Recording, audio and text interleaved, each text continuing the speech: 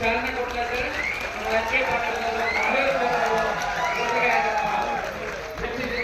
ನಾಗಮೋಹನ್ ದಾಸ್ ಅವರು ಹಾಗೂ ರವೀಂದ್ರ ನಾಯ್ಡು ಅವರು ಈ ಒಂದು ಕಾರ್ಯಕ್ರಮವನ್ನು ಉದ್ಘಾಟಿಸಿದ್ದಾರೆ. ಸರ್ ರೇವಣ್ಣ ಸರ್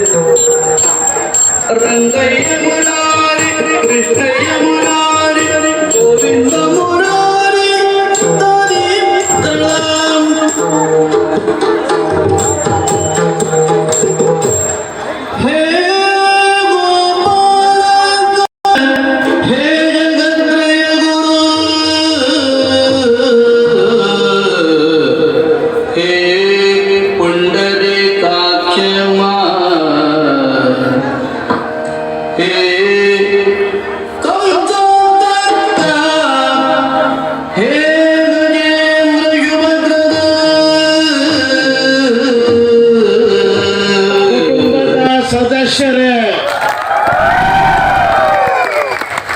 33 ವರ್ಷ ಈ ಭೂಮಿ ಹಕ್ಕಿಗಾಗಿ ಹೋರಾಟ ಮಾಡಿ 11ನೇ ಸಾರಿ ಬೆಂಗಳೂರು ಚಳೋಕೆ ಆಗಮಿಸಿದಂತ ಎಲ್ಲ ನನ್ನ ಸ್ನೇಹಿತರು, ಪ್ರಥಮ ಬಾರಿಗೆ ಈ ವೇದಿಕೆಯಲ್ಲಿ ನಾನು ಪ್ರಸ್ತಾಪ ಮಾಡುವುದು ಈ ಹೋರಾಟಕ್ಕೆ ಶಕ್ತಿಯಾಗಲಿಕ್ಕೆ ನನಗೆ ಮೂಲಭೂತ ಕಾರಣ ನನ್ನನ್ನು ವಕೀಲ ವೃತ್ತಿಯಾಗಿ ಮಾಡಿದಂಥ ನನ್ನ ಕುಟುಂಬ, ನನ್ನ ತಂದೆ ತಾಯಿಯ ಒಂದು ವಿಶೇಷವಾದ ಒಂದು ನೆನಪನ್ನು ಮಾಡ್ಕೊಳ್ಳಿಕ್ಕೆ ಬಯಸ್ತಾ ಇದ್ದೇನೆ. ನನ್ನ ತಾಯಿ ತೀರ್ಕೊಂಡು ಈ ಹಿಂದೆ ಅನೇಕ ಸಾರಿ ಹೇಳಿದ ಹಾಗೆ 7 ವರ್ಷಗಳಾಯಿತು. ತಂದೆ ತೀರ್ಕೊಂಡು 4 ವರ್ಷಗಳಾಯಿತು. ನನಗೆ ತಂದೆ ತಾಯಿ ಕಾನೂನು ವಿದ್ಯಾಭ್ಯಾಸ ಕಲಿಸದೇ ಇದ್ರೆ ನಿಮಗೆ ಇಷ್ಟು ದೊಡ್ಡ ಶಕ್ತಿ ಕೊಡಲಿಕ್ಕೆ ಸಾಧ್ಯತೆ ಆಗ್ತಿರಲಿಲ್ಲ. ಹಾಗಾಗಿ ಅವರ ಮೈತ ನಂತರ ನಾನು ಈಗಾಗಲೇ ಪ್ರಸ್ತಾಪ ಮಾಡಿದಂತೆ ಅರಣ್ಯವಾಸಿಗಳ ಸೇವೆ ಅಂದರೆ ನನ್ನ ತಂದೆ ತಾಯಿ ಸೇವೆಗೆ ಸಮಾನ ಅನ್ನೋದನ್ನು ಹೇಳಿದವರಿಗೆ ಶಕ್ತಿ ಕೊಡಲಿಕ್ಕೆ ಕಾರಣವಾದ ತಂದೆ ತಾಯಿಯ ಫೋಟೋಗೆ ನನ್ನ ಮಗಳಿಗೆ ಪುಷ್ಪ ನಮನ ಮಾಡಬೇಕು ಅಂತ ಕೇಳ್ಕೊಳ್ತಾ ಇದ್ದೇನೆ. ಕಾನೂನು ಉಲ್ಲೇಖವಿಲ್ಲ, ದಾಖಲೆಗಳ ವೈಯಕ್ತಿಕ ದಾಖಲೆಯಲ್ಲಿ ಏನು ಅರ್ಜಿ ತಿರಸ್ಕಾರ ಆಗಿದೆಯೋ ಅಂತ ಅರ್ಜಿಗಳನ್ನೆಲ್ಲ ಪುನರ್ ಪರಿಶೀಲನೆ ಮಾಡಿ ಅಂತ ಹೈಕೋರ್ಟ್ ಸಹಿತ ನಮ್ಮ ಹೋರಾಟಕ್ಕೆ ಬೆಂಬಲವಾಗಿದೆ. ಇವೆಲ್ಲವನ್ನು ನಾವು ಸರ್ಕಾರಕ್ಕೆ ಎಚ್ಚರಿಕೆ ಕೊಡಿಸಬೇಕಾಗಿದೆ, ಸರ್ಕಾರ ಜೊತೆ ಮಾತಾಡಬೇಕಾಗಿದೆ, ನಮ್ಮ ಸಮಸ್ಯೆ ಬಗೆಹರಿಬೇಕಾಗಿದೆ. ಅವಶ್ಯ ಆದ್ರೆ ನಾವು ಇಲ್ಲಿಂದ ಡೆಲ್ಲಿ ಹೋಗ್ಲಿಕ್ಕೆ ಸಹಿತ ತಯಾರಿದ್ದೇವೆ ಅಂತ ಸರ್ಕಾರಕ್ಕೆ ಹೇಳಿಕೆ ಬಯಸ್ತಾ ಇದ್ದಾನೆ. ಆತ್ಮೀಯರೇ, ಕೊನೆಯ ತಾಯಿಯ ಸೇವೆಗೆ ಸಮಾನವಾಗಿ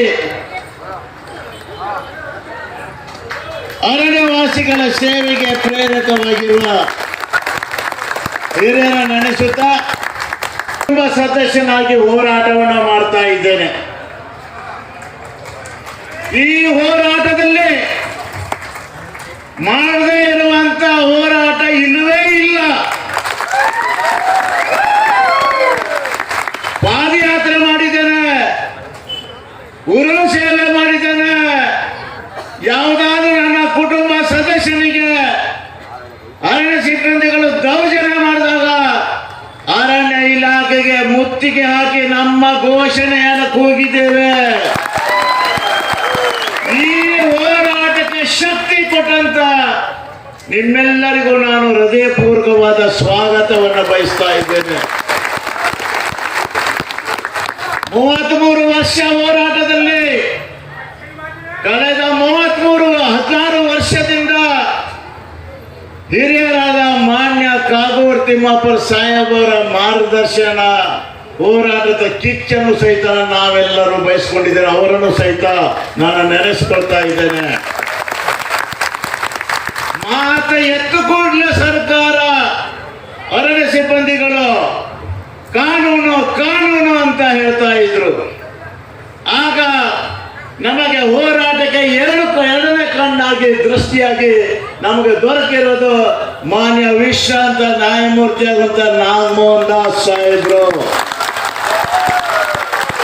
ಸುಪ್ರೀಂ ಕೋರ್ಟ್ನಲ್ಲಿ ಕಳೆದ 6 ವರ್ಷದಿಂದ ಕಾನೂನಿನ ತೊಡಕಿನಲ್ಲಿರುವಂತಹ ಈ ಅರಣ್ಯವಾಸಿಗಳ ಅರಣ್ಯ ಕಾಯ್ದೆಗೆ ಸಂಬಂಧಪಟ್ಟಂತೆ ನಾವು ಮಾನ್ಯ ವಿಶ್ರಾಂತ ನ್ಯಾಯಮೂರ್ತಿ HN ನಾಗಮೋಹನ್ ದಾಸ್ ಅವರ ಮಾರ್ಗದರ್ಶನದಲ್ಲಿ ನಿಮ್ಮೆಲ್ಲರ ಆಶೀರ್ವಾದದಿಂದ ಅರಣ್ಯ ಭೂಮಿ ಹಕ್ಕು ಹೋರಾಟಗಾರರ ವೇದಿಕೆಯು ಸುಪ್ರೀಂ ಕೋರ್ಟ್ನಲ್ಲೂ ಸಹಿತ ನಾವು ಅರ್ಜಿಯನ್ನು ಸಲ್ಲಿಸಿದ್ದೇವೆ ಅಂತ ತಿಳಿಸ್ತಾ ಇದ್ದೇವೆ. ಇದೆಲ್ಲ ಯಾಕಾಗಿ ಸ್ವಾಮಿ? ಹಿಂದೊಮ್ಮೆ ಹೇಳಿದ್ದೇನಲ್ಲ, ನಂದೇನಾದ್ರೂ ಅರಣ್ಯ ಒತ್ತುವರಿ ಉಂಟಾ? ಅನೇಕ ಸಾರಿ ನಾನು 2 ಪ್ರಮಾಣ ಮಾಡಿದ್ದೇನೆ. ನನ್ನ ಜೀವ ಇರುವವರೆಗೂ ಅರಣ್ಯವಾಸಿಗಳ ಹೋರಾಟವನ್ನು ನಾನು ನಿರಂತರವಾಗಿ ಮಾಡ್ತಿದ್ದೇನೆ. ಎರಡನೇದು, ನನ್ನಲ್ಲಿ ಏನು ಸಾಮರ್ಥ್ಯ ಇದೆ ಇದು ನಿರಂತರವಾಗಿರಬೇಕಂತ ಹೇಳಿ ಇವತ್ತು ಕಾನೂನು ವಿದ್ಯಾಭ್ಯಾಸ ಮುಗಿಸಿದಂತ ನನ್ನ ಮಗಳು ರಂಜಿತಾನೂ ಸಹಿತ ಇವತ್ತು ನಿಮ್ಮ ಜೊತೆ ಹೋರಾಟದ ಹೆಜ್ಜೆಯನ್ನು ಇಟ್ಟಿದ್ದಾಳೆ. ಇದರ ಅರ್ಥ, ಇದರ ಭಾಷೆ, ನಮ್ಮ ಹೋರಾಟ ಇದು ಪ್ರಚಾರಕ್ಕಲ್ಲ, ಚುನಾವಣೆಯಲ್ಲ, ಇನ್ಯಾವುದೇ ರೀತಿಯ ಹಣ ಮಾಡಲಿಕ್ಕಲ್ಲ. ನಮ್ಮ ಹೋರಾಟ ಇದು ನೈಜವಾದ ಹೋರಾಟ, ನೈಜವಾದ ಹೋರಾಟ.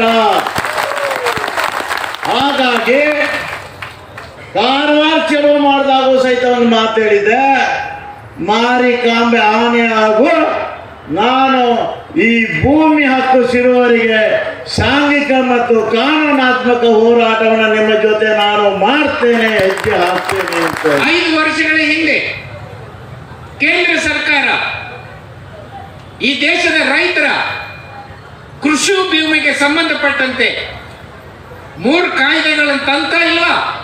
ಹೌದು. ಆಗ ದಿಲ್ಲಿ ಬಾರ್ಡರ್ಗಳಲ್ಲಿ ರೈತರು ಹೋರಾಟ ಮಾಡಿದ್ರೆ ಇಲ್ವಾ?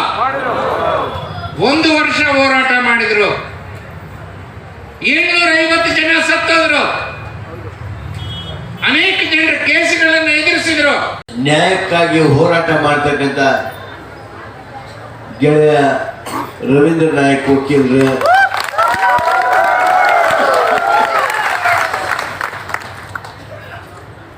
ವೇದಿಕೆ ಮೇಲೆ ಆಸೀನರಾಗಿರ್ತಕ್ಕಂಥ ಎಲ್ಲ ಗಣ್ಯರೇ, ಆದಿವಾಸಿ ಸಂಘಟನೆಯ ನಾಯಕರಿದ್ದಾರೆ, ಮಾನವ ಹಕ್ಕುಗಳ ಬಗ್ಗೆ ಹೋರಾಟ ಮಾಡ್ತಕ್ಕಂಥ ಕೃಷಿ ವಕೀಲರಿದ್ದಾರೆ. ನಿಮ್ಮೆಲ್ಲರಿಗೆ ಇಲ್ಲಿ ಬಹುಶಃ ಈ ಒಂದು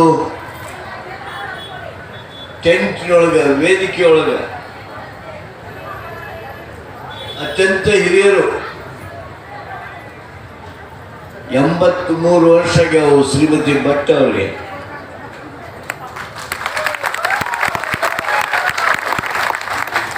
ಕಳಕಳಿಯಿಂದ ನಿಮ್ಮ ಧ್ವನಿಗೆ ಧ್ವನಿ ಕೂಡಿಸಿ ನ್ಯಾಯ ಪಡೆಯೋದಕ್ಕೆ ನಮ್ಮ ಜೊತೆಗೆ ಬಂದಿದ್ದಾರೆ. ವೇದಿಕೆ ಮೇಲೆ ಆಸೀನರಾಗಿರ್ತಕ್ಕಂಥ ಹೋರಾಟಗಾರರ ವೇದಿಕೆಯ ಪದಾಧಿಕಾರಿಗಳೇ, ನೆರೆದ ಯಾವತ್ತು ಹೋರಾಟಗಾರರೇ, ಮಾಧ್ಯಮದ ಸ್ನೇಹಿತರೆ, ಗೆಳೆಯರೆ, ಈಗೇನ್ ಬೇಕು ಅಂತ ಕೂಗಿದ್ರಿ? ಈಗ ಹೆಚ್ಚು ಕಡಿಮೆ ಇರೋರೆಲ್ಲ ನಿಮ್ ಕೂಗಿನ ಪರ ಇರೋರೆ.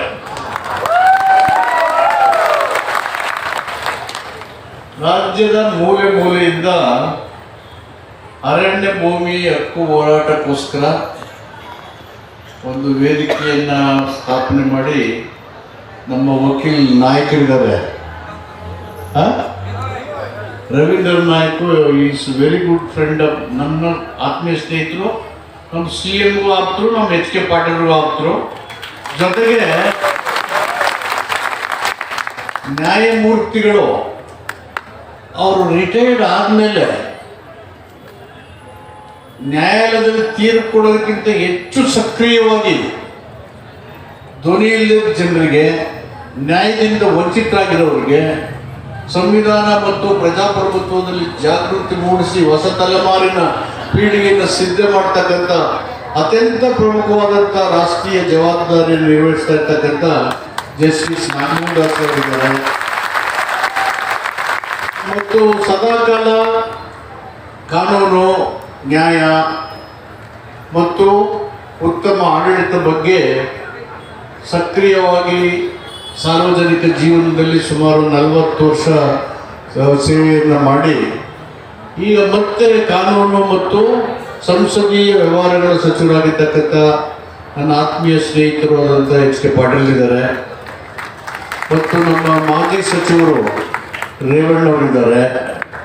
ಆಮೇಲೆ ನಮ್ಮ ವಕೀಲು ಅನಂತ್ ನಾಯ್ಕ್ ಇದ್ದಾರೆ. ಮತ್ತು ಮೇಡಮ್ ಇದ್ದಾರೆಲ್ಲ, ಲೇಡೀಸ್ ಅಮ್ಮವರಿದ್ದಾರೆ, ಸರೋಜಿನಿ ಭಟ್ಟಮ್ಮ ಅವರಿದ್ದಾರೆ. ರವೀಂದ್ರ ನಾಯ್ಕರ ನೇತೃತ್ವದಲ್ಲಿ ಮಾಡ್ತಾ ಇದ್ದೀವಿ. ಮಾನ್ಯ ನ್ಯಾಯಮೂರ್ತಿ ನಾಗಮೋಹನ್ ದಾಸ್ ಅವರು ಇದಕ್ಕೆ ಸೂಕ್ತವಾದಂತಹ ಸೂಚನೆ ಸಲಹೆಗಳನ್ನು ಕೊಡ್ತಾ ಇದ್ದಾರೆ. ಅದನ್ನು ನೆನೆಸ್ಕೊಳ್ಕೊಳ್ಬೇಕಾಗಿದ್ರು ಮಾನ್ಯ ಕಾಗೋಡು ತಿಮ್ಮಪ್ಪನವರು ಇವತ್ತು ನಮ್ಮ ಜೊತೆಗೆ ಇಲ್ಲ, ಆದ್ರೆ ಅವರು ಕೂಡ ಈ ಹೋರಾಟದ ಶಕ್ತಿ ಅಂತ ಹೇಳಿ ಅವರು ಈ ಸಂದರ್ಭದಲ್ಲಿ ನೆನ್ಪಾಡ್ಕೊಳ್ಳೋಣ. ಒಂದು ಮಾತನ್ನ ನಾನು ಈ ಸಂದರ್ಭದಲ್ಲಿ ವೇದಿಕೆಯ ಗಣ್ಯರಲ್ಲಿ ವಿನಂತಿ ಮಾಡ್ತೇನೆ. ರಾಜ್ಯ ಸರ್ಕಾರ ಅರಣ್ಯ ಹಕ್ಕುದಾರರ, ರೈತರ, ವಾಸಿಗಳ ಹಕ್ಕನ್ನು ಸಂರಕ್ಷಣೆ ಮಾಡೋದಕ್ಕೆ ಕಸ್ತೂರಿ ರಂಗನ ವರದಿಯನ್ನ ರದ್ದು ಮಾಡಿದಿರಿ. ಇಡೀ ಜನ ಸಮುದಾಯದ ಪರವಾಗಿ, ಇಡೀ ಕರ್ನಾಟಕ ರಾಜ್ಯದ ಈ ಎಲ್ಲ ಹಕ್ಕುದಾರರ ಪರವಾಗಿ ರಾಜ್ಯ ಸರ್ಕಾರಕ್ಕೆ ನಾನು ಅಭಿನಂದನೆಗಳನ್ನ ಮತ್ತು ಧನ್ಯವಾದಗಳನ್ನು ತಿಳಿಸುತ್ತೇನೆ. 27/4/78 ಪೂರ್ವದಲ್ಲಿ ಇಡೀ ಕರ್ನಾಟಕದಲ್ಲಿ 19,348 ಕುಟುಂಬಗಳಿಗೆ 14,448.83 ಹೆಕ್ಟರ್ ಪ್ರದೇಶ ಒಂದು ಮಾರ್ಕ್ ನಾವು ಸರ್ಕಾರಕ್ಕೆ ಮೂಲಕ ತಿಳಿಸುವುದೇನಂತ ಹೇಳಿದ್ರೆ, 3 ತಲೆಮಾರಿನ ದಾಖಲೆಗಳ ಬಗ್ಗೆ ಜಿಜ್ಞಾಸೆ ಅವಶ್ಯಕತೆ ಇಲ್ಲ. ಕಾನೂನು ತಜ್ಞರು ಇಲ್ಲಿದ್ದಾರೆ. ಯಾವ ಕಾನೂನಲ್ಲೂ 3 ತಲೆಮಾರಿನ ದಾಖಲೆ ಬೇಕು ಅಂತ ಇಲ್ಲ. ಕಾನೂನಲ್ಲಿ ಸ್ಪಷ್ಟವಾಗಿ ಇದೆ, ಕಾನೂನು ಉಲ್ಲೇಖವಾಗಿದೆ. ಕಾಯ್ದೆ ಸೆಪ್ಟೆಂಬರ್ 6, 2016 ತಿದ್ದುಪಡಿಯಾಗಿದೆ. ಕಾನೂನು ತಿದ್ದುಪಡಿಯಾಗಿದೆ. ತಿದ್ದುಪಡಿಯಲ್ಲಿ ದಾಖಲೆಗಳಿಗೆ ಒತ್ತಾಯಿಸತಕ್ಕದ್ದಲ್ಲ ಎನ್ನುವುದನ್ನ ಸೂಚನೆ ಕೊಟ್ಟಿದೆ. ತಿದ್ದುಪಡಿಯಾಗಿದೆ. ಕೇಂದ್ರ